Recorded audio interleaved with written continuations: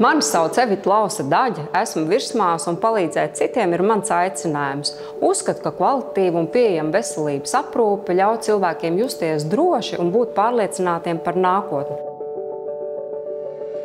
Svarīgi ir zināt, ka grūtā brīdī palīdzība būs pieejama. Tāpēc atceries, ka tavi nodokļi ir nozīmīgs ieguldījums mūsu līdzcilvēkos un kopējā sabiedrības veselībā.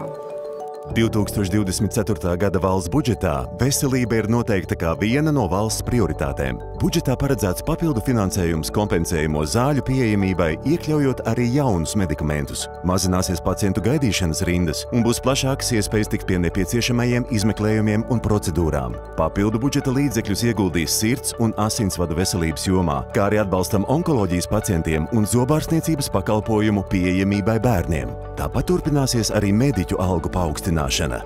Tavi nodokļi, tava veselība.